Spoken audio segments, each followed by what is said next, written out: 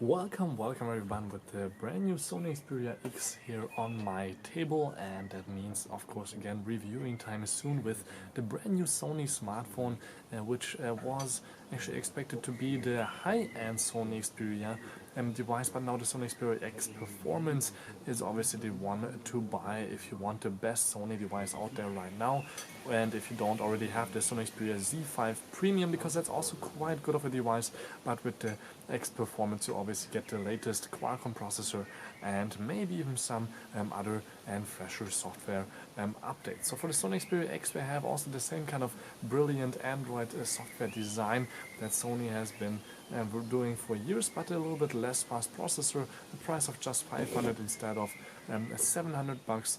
And actually if you want an even cheaper and a completely different design device, there's also a Sony Xperia XA, which is the $299 right now here in Germany, for example, also in black. Here we have three colors right now, I think yellow, pink and the black one. Maybe there's even a white one, I'm not sure, because actually the box doesn't show us the design or anything else of the design of the device anymore, except for that we have the Xperia X. Now here you can see the X logo, Sony logo, and on the side there is nothing except for here again the name, and on the other side you will find here the color, and that this device is actually not for sale since it's obviously just a press sample. On the bottom there still you can see the original packaged device icons. So you have a 23 megapixel camera here built in, and also a 30 megapixel selfie camera, a huge display with 5 inches and full HD resolution, and other tech specs that are nice to know but you don't need to know as long as the phone works fast. And my first few days with the device were quite good. I can show you in a second why, except for the camera could be a little bit better when it comes to video, since for this price, 500 bucks, I expect a 4K camera nowadays, and this device still only has a full HD 60 frames per second camera. So here the smartphone itself, beautifully looking except for a sticker on the top, which I will take off in a minute. First you can see here the package goes on obviously with something to read, some reading material, which I won't read since I don't want to read those 2-3 pages. Then you have obviously your charger, which has a Sony icon and a 5 volt 1500 milliamp sticker on here, so that means 7.5 watts, 1.5–2 hours maybe till your phone charges completely. Then you have obviously your standard Sony headset, in-ear headset.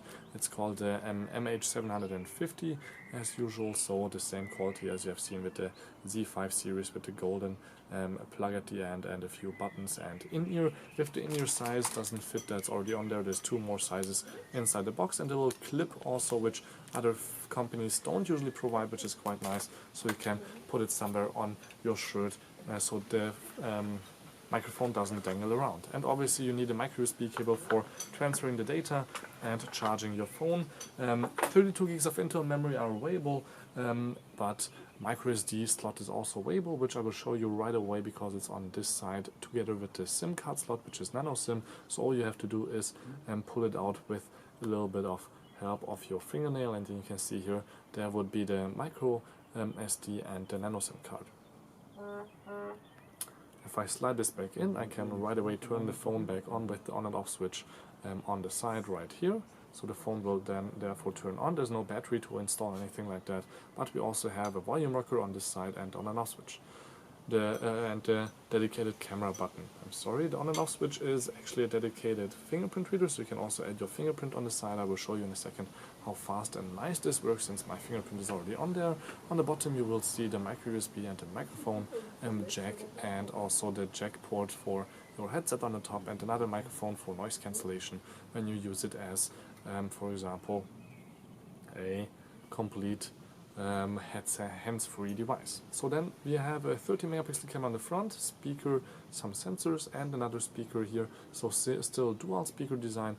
And you have a little sticker here for NFC, since actually the NFC is now on the front of the device, which is a little bit confusing because usually it was on the back, right above this Xperia logo. There was an NFC sign before. I think design-wise they just changed that, so there is no NFC logo on the device anymore.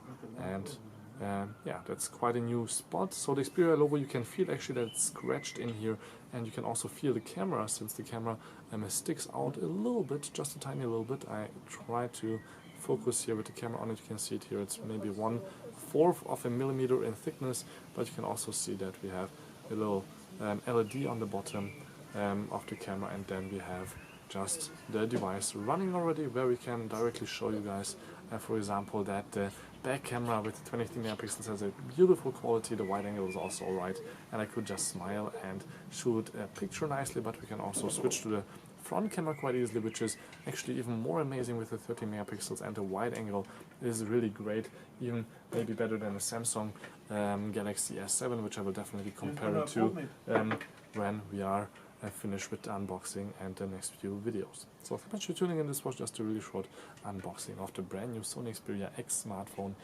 here at home. Till next time, peace, and again, don't forget to subscribe here at UHD Tech, and thank you much for watching.